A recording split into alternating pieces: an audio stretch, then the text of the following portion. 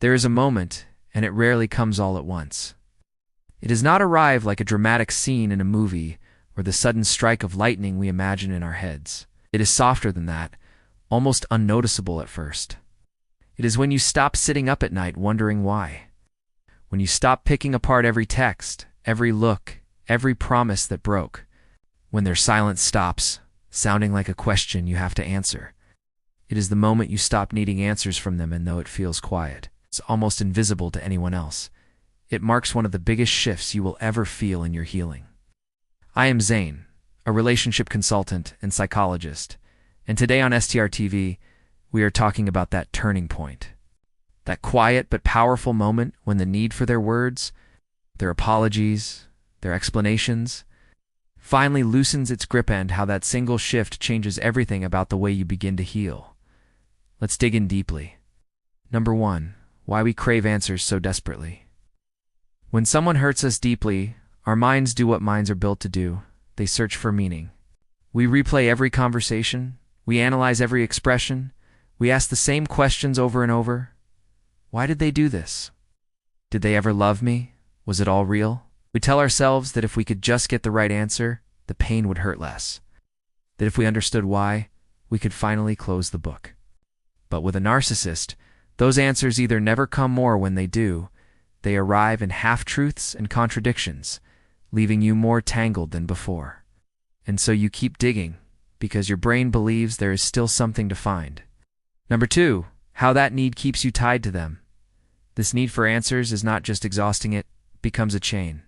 It keeps you tethered to them long after the relationship ends. You wait for the text, the apology, the confession that will make everything make sense. You tell yourself you cannot move on until you hear those words. But waiting for closure from a narcissist is like waiting for a storm to apologize for the rain. It will not happen. And while you wait, your healing stalls. Your life stays paused. You keep knocking on a door that was never meant to open. Number 3, the moment the shift begins. Then, almost quietly, something starts to shift. It might not be dramatic. It might not even feel like healing at first. Maybe it is exhaustion, the simple tiredness of waiting for something that never comes. Maybe it is a sudden moment of clarity, a conversation with a friend, a line in a book that hits you hard. Or maybe it is just one too many days of silence from them, and suddenly you feel a tiny shift, a whisper in your mind that says, I cannot wait for them anymore. You might not feel ready. You might not even fully believe it yet. But something loosens. The need for their answers starts to fade, just slightly, and you start to breathe a little more freely. Number 4, what changes when you stop needing answers? This is where the healing changes shape, because when you stop needing their answers, you stop chasing their version of the story. You stop handing them the pen. You stop asking, why did they do this to me? And start asking, what do I need for myself now? The focus moves from them to you. And suddenly, healing stops being about understanding them and starts being about rebuilding you. You begin to see that the explanation you have been begging for will not fix the past. But taking care of yourself now, that will. Why this is the hardest and bravest part. Letting go of the need for answers does not mean you stop hurting. Does not mean you stop wishing they had said sorry or wondering why they did what they did.